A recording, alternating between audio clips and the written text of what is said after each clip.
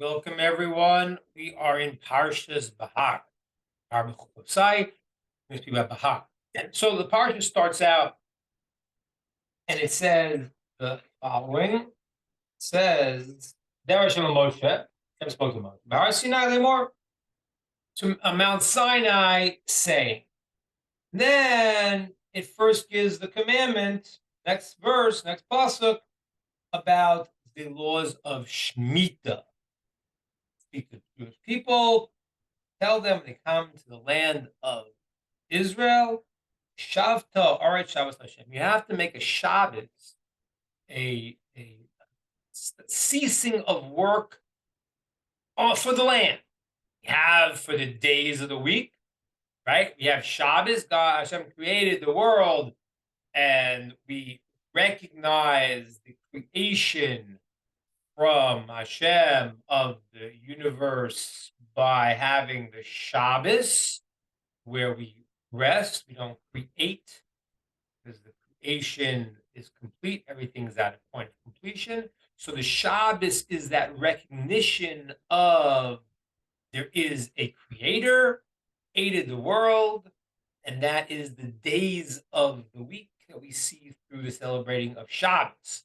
Now there is a second Shabbos, a Shabbos for the land. That is the law of the seventh year. You don't work the land.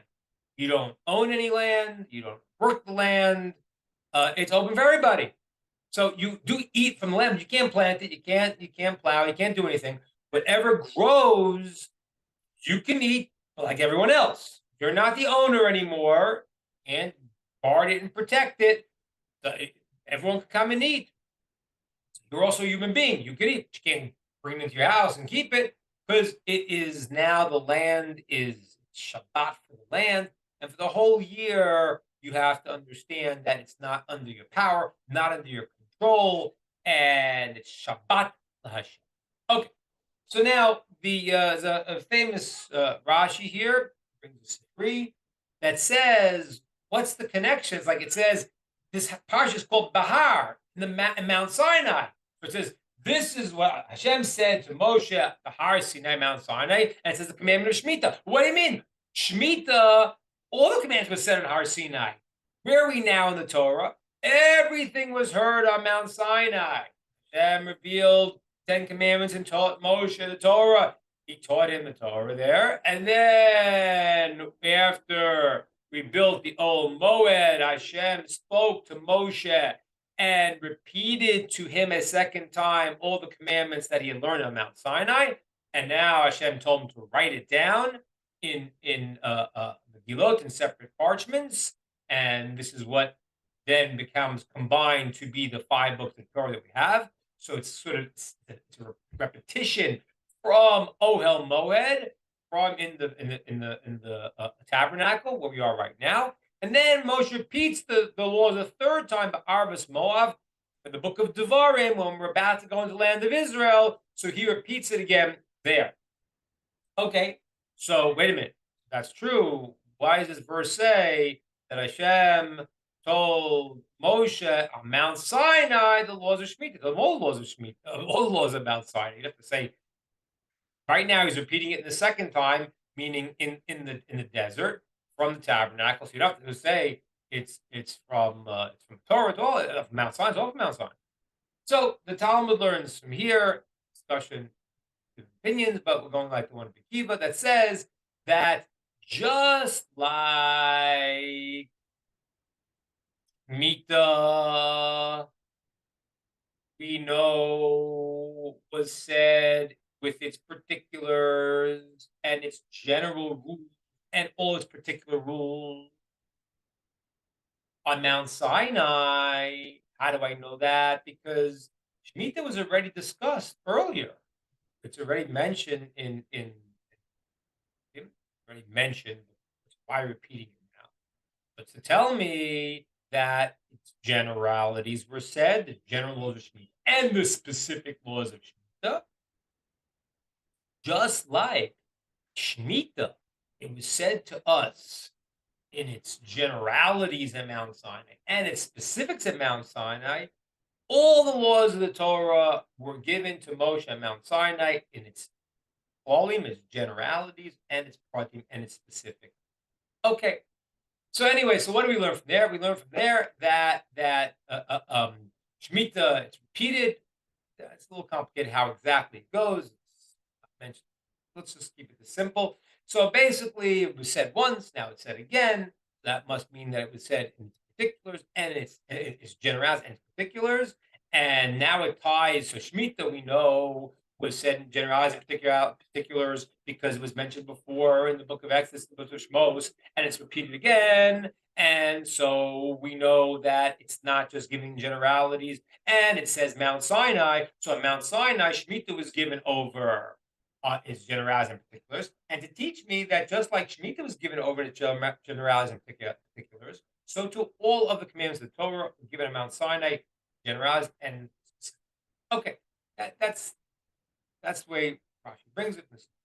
Now the question though is that okay, if I want to teach you this concept that all of the details of the Torah were given at Mount Sinai, you shouldn't think God said in general, keep the seventh year.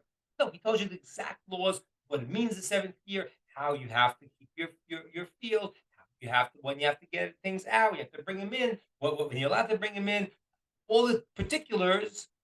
But why, if you want to teach me that principle, that God said the particulars and the generalities for all the commandments, why specifically was the Shemitah commandment, leaving the land fallow for 1 year, why is that the source to all commandments were taught in its generalities in particular? Must be something special about Shemitah that it becomes the source of this of the knowledge that everything was given in Mount Sinai in generality and particularities.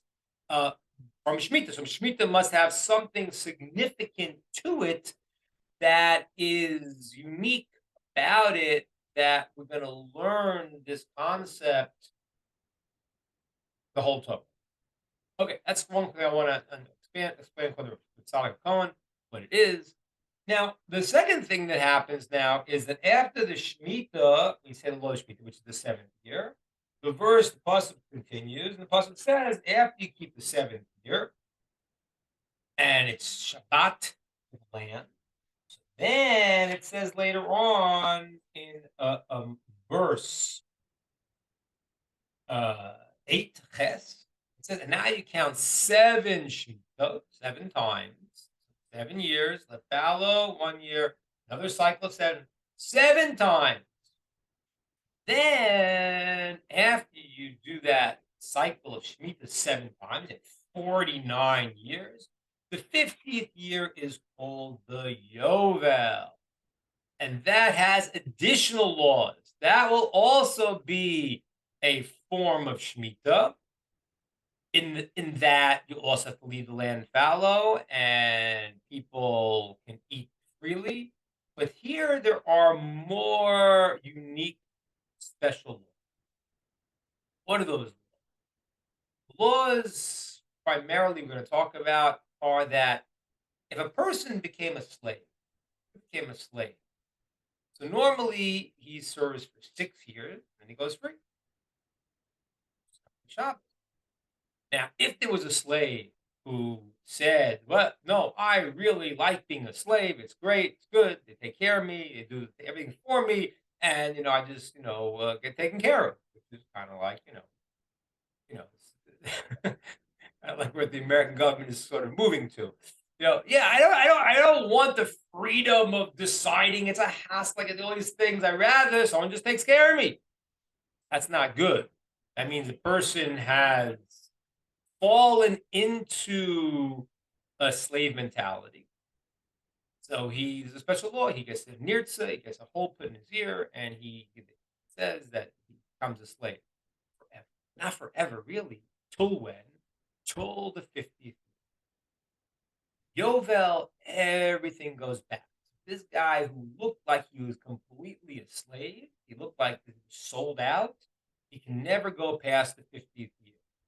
Maybe he became a slave for longer, but there's a certain point I say, okay, you got to go home. Done. Very fascinating law, though. It says that Once the 50th year comes in on Rosh Hashanah, he's a free man. The special law doesn't go home yet. He kind of lounges around from the first day, Rosh Hashanah of the 50th year. The 10th day, which is Yom Kippur, on Yom Kippur, they blow the shofar, then he goes back. It's a very fascinating law because what happens is for like 10 days, for some reason we'll discuss, he has a unique status.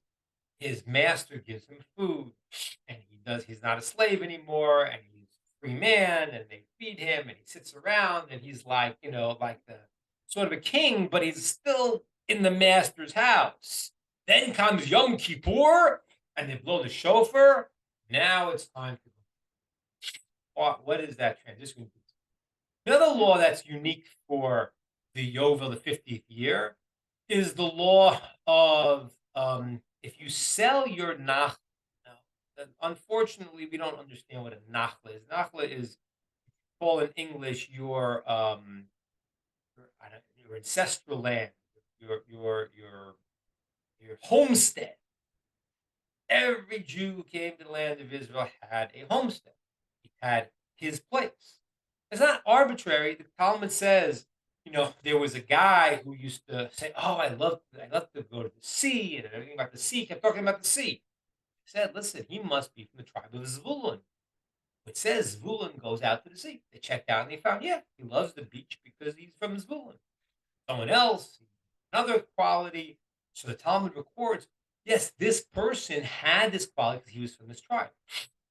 When they came into the land of Israel, every tribe had what's called a goral, drew lots of where your portion was in the land of Israel, but it wasn't arbitrary. As a matter of fact, it happened miraculously. It said that they drew the tribe, and this tribe, there's 12 tribes, they put it into a palpi, into a basket of sorts, and they had the land of Israel divided, as Hashem told Yeshua, into 12 different portions.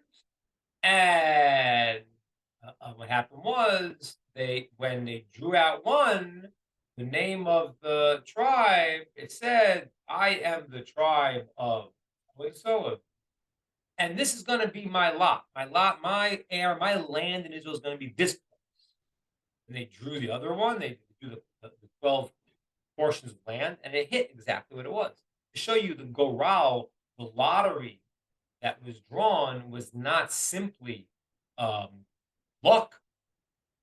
It was a divine revelation of what land goes to a person. So imagine you have a land you live on, and you feel, this is my land. Someone wants a place that they're established. They feel, oh, this is where I have roots. Everyone had their place, and it fit who they were. So if you try to sell that, it's a very bad thing. You shouldn't do it. But if you did, it will still return to you in 50th year. So I want to explain a little bit today what is the difference between the Shemitah 7th and the 50th and the Yovel. And why does everything, the land go back? Why does the slave go back? Why do they go back in the 7th? What does that mean? Why do slaves kind of transition from the 50th year from Rosh Hashanah? They wait until Yom Kippur. Yom Kippur is when they blow the shofar, and then they really go back. Why not before? And what is unique about Shemitah, that it is the source that all of the commandments were given at Mount Sinai in their generalities and in their particulars. Let's understand. So there's something unique about the Shemitah year, Shabbat, which really will indicate to us that this is the place you got to know that the specifics and the details were given. Something very crucial about the Shemitah. And it's the same thing really as the Shabbos. As a matter of fact, end of the Parsha, where it says, Parsha goes through all of these different ways of selling things, what you really own. Because think about it a second. Like, if I sell an object to you, So l'chora, simply put, that is like a transition that it's not really mine. I can sell it. You can have it, which is not true. We're going to say by the land. But the idea of selling an object is still something of a chiddush. It's unique because the Talmud says you own something that's really yours, not you're making business with. Why sell it unless you don't really need to? And the reason for that is that when I um, have my soul, my body, I also have my property and my possessions. And those are extensions of myself, as it says in the verse, love Hashem with all your heart, with all your soul, and all of Me'odech, all your possessions. Which means that I have a neshama, I have a soul, and this is how I use it. I have a body, I have my life, this is how I use it. I have possessions that are not arbitrary, they are connected to me. The car you have is the mitzvah mobile that you have to do mitzvah. That's what it is. I gave it to you. So people, and that's why it says tzaddikim care about every property they own because they see it as a vehicle for their service of Hashem. So if I own something, is it intrinsic to me? Can I sell it? Can I not sell it? That's what the Parshas is talking about. What can I sell? How do I sell it? Some parts are intrinsic, seemingly, and they really are. I can never lose them. Come back to me.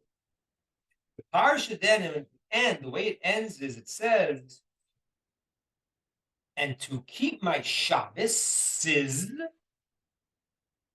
and to fear my holy place. So cite Shmor, last verse, Parsha, to keep my Shabbos and to fear my holy place. I am Hashem. Now, some commentaries say, what's the two Shabbos? Just to keep the Shabbos and to have the fear of my holy place. But why two Shabbos? Some commentaries say Shabbos of the week and Shabbos of the land. Okay. So what is the concept of Shabbos?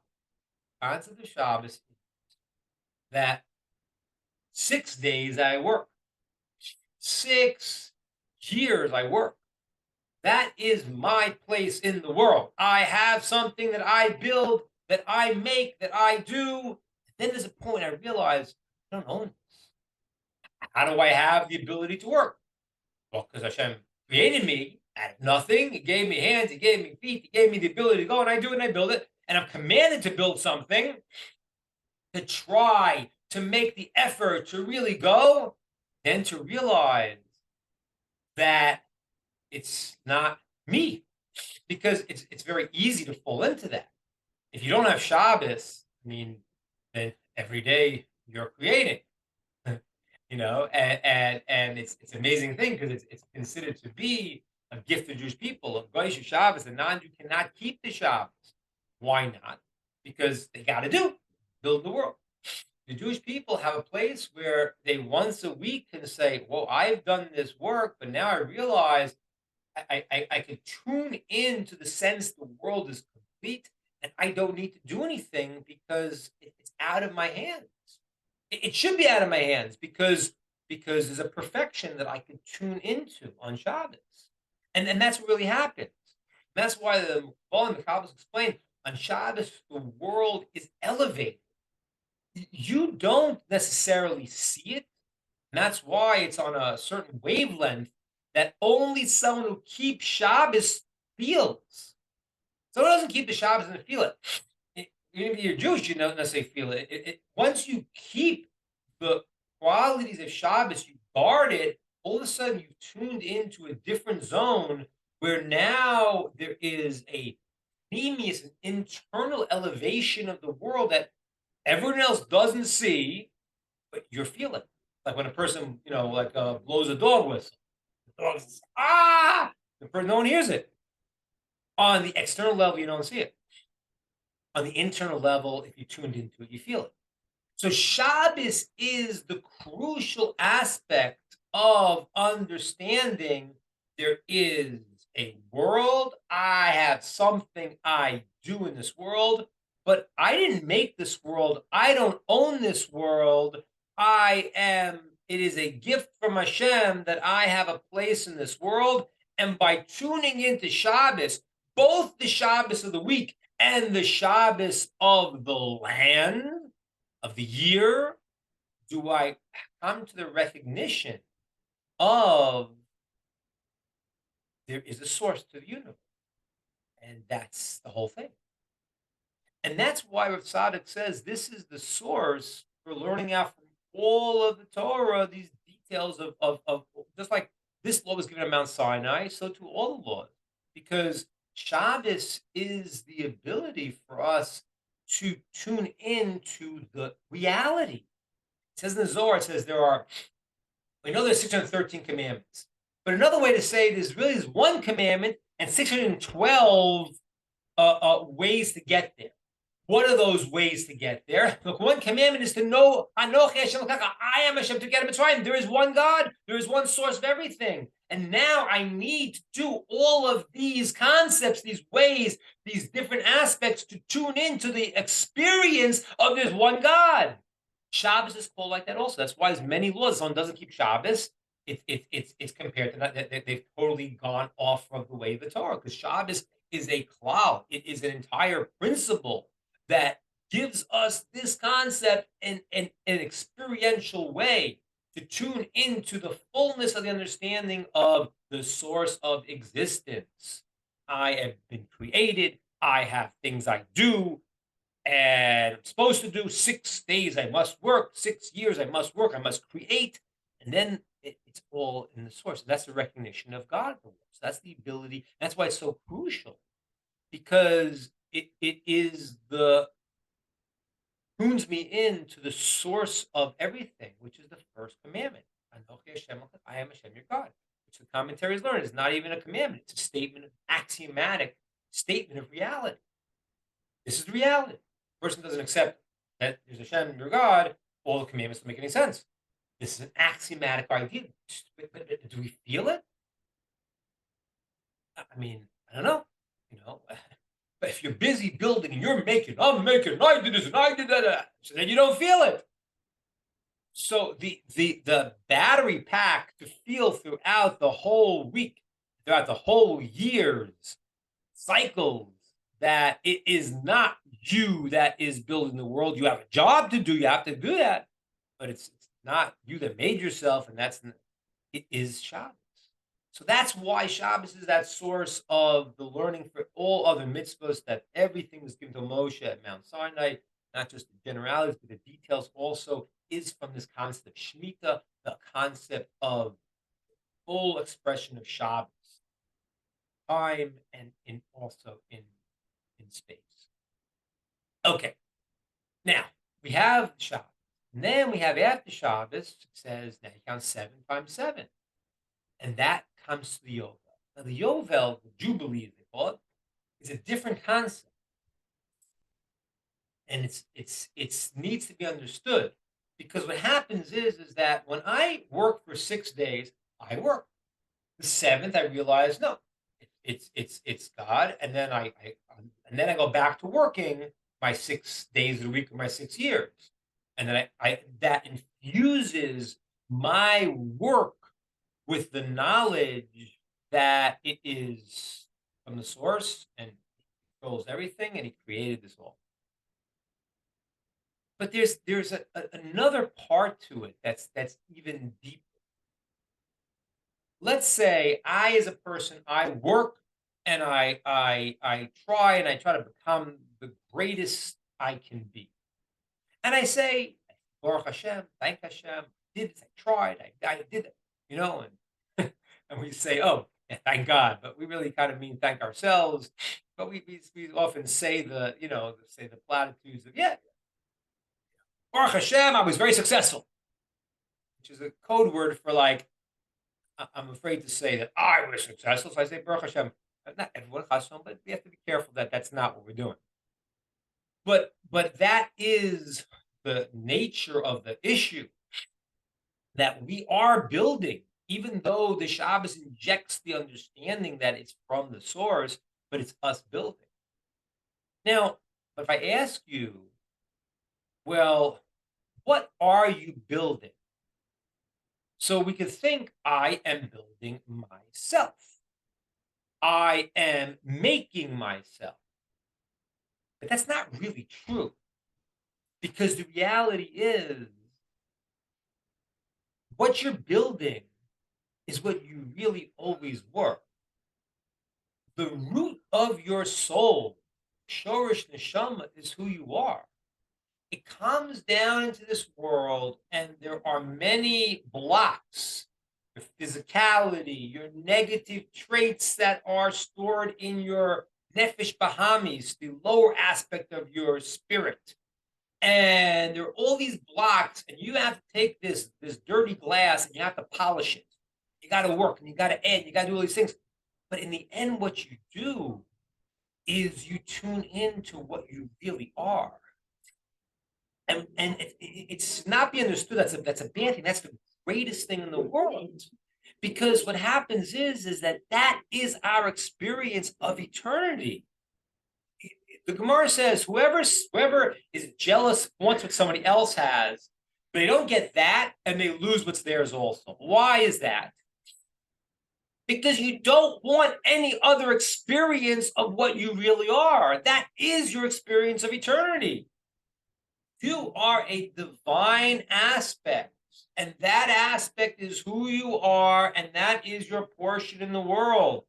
And yes, you will have, as part of the Jewish people, you connect to the entire experience. That's true. But where you come from, what that root of who you are, that is your experience. That is the Yovel. The Yovel, the 50th year, is a different concept. It's not just that we have 6 days, and then the Shabbos is the battery pack for everything. It's beyond that. It's on the Yovel. You realize it's not just that I'm working, I must realize God's the source. It is that I realize that my existence, my entire existence, is only what God made me. And I let it go. It's like, and it's a very fascinating thing, because in the mystical writings, we have two concepts. We have one concept called circles, a wall, bounds concept, and a line. A line is the concept of I need to work. God gave me something, He gave me understanding, I need to build. And that's the whole Torah is built on. The commandments are, okay, I could learn more, I can learn less. I can be more, I can be less. So it's all what I'm doing. And there really seems to be no work of what's called the circles, because the circle is equidistant. The reality is it's still a cognition, it's still an understanding and an awareness that that's what it is. And to accept that, to recognize that, to come to a place where I say that I have a root of who I am, and that root really is found in the existence of what God set up. There's nowhere else to go. It says Hashem is the Makomo Shel Olam. God is the place of the universe, and the universe is not His place.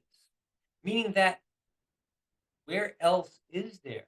We only exist in the entire structure of Hashem. I don't know how to say it in another way, but if you think about it, you realize that wait a minute, people have like a crazy understanding of it, totally wrong. Their idea is that, well, here I am in this place, and and then there's God. It's not reality. I mean, even but even in the science today, they understand the concept of Big Bang and the I mean, this is completely. I'm just. I'm only saying this so you could have some understanding of where we're coming from. that you have this idea of the Big Bang, which they say, okay, that singularity, ever infinitesimal point, and reality came to existence. So the normal way we understand it, it's like you're in a room and there's a infinitesimal spot and it expands into the room. That's not true even in science today. What they understand is that there was no space, no physical space outside. So that's in the world of physicality, of time and space, that is even what science understood now, that there was no, how can you picture no space and then bring space? You can't. But in a much deeper way, you have to understand that there is no reality, no space to exist in other than Hashem's reality. And in that place, there's a place where a person can feel, wait a minute, this is good. This is good because my root really is sourced in my reflection of godliness in the world. That's great. And it's a very different concept than the concept of the work. And most of our lives are focused on the idea of the work, whether people take it in the physical, but in the spiritual too. That's what it is. The Torah is you should do this, don't do that. There's a mindset of a reality that is Hashem is the place of the world, and the world is not his place. He is the place of the world. I'll just talk about if you take the name Yud Kei Vav Kei and you square it, is the numerical value of the place, makom. So what happens is that that's the concept, think of Yovel. That Yovel is the recognition that there is nowhere else to be. I cannot get rid of the root of who I am. The root of who I am is who I am. And that's why even the person who became the slave, he can't stay a slave because that's not who he is. That's just not who he is. In the process of the work of the 7 years, he passed that and he got stuck in that. But there's a point in reality where it is, that's what it is. This is who I am. It's great. And therefore, everyone became a slave has to return to their roots. Similarly, your ancestral land, your homestead is your expression of you. And therefore, you can't get rid of it because it is you. And it has to come back to you. And that's what happened. That's also the deeper understanding of the shofar being blown on Yom Kippur. Yom Kippur, on Rosh Hashanah, we started the slave, when Rosh Hashanah, the 50th year hit, he stops because now he is exiting from that world of running around and being stuck. You can't just go from this thing to that thing, and he's just running from one place to another. It's not an understanding of geula, of real redemption. Redemption means that it's not that I am going, I was in a bad place, I'm going to a good place. It's that I wasn't in my place, and that means it was bad. And I have to say, oh, I got to leave that. That wasn't my place. Slavery wasn't my place. From Rosh Hashanah, the 50th year, it starts. Slavery is not my place. Now I need to go into my real place.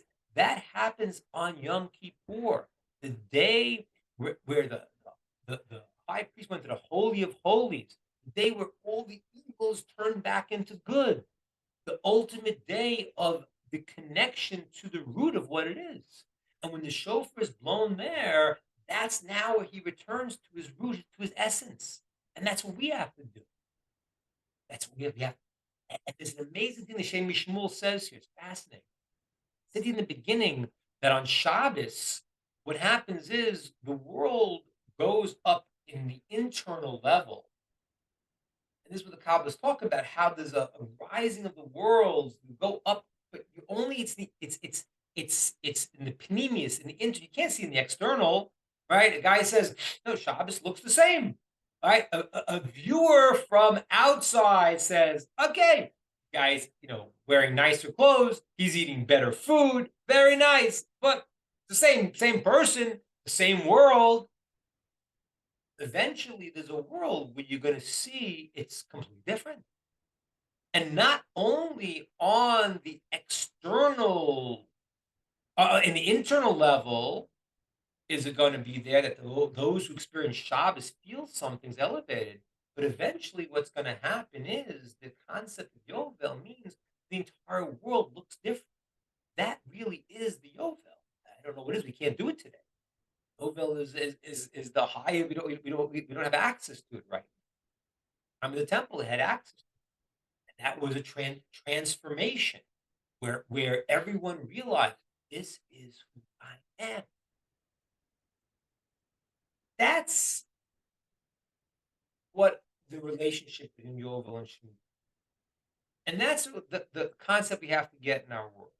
We have to go 6 days of the week, 6 years. We work, we create. And when we work and we create, we still realize that the source of this is all Hashem, and you have the Shabbos, which injects that into reality. And that's why it's such a central mitzvah.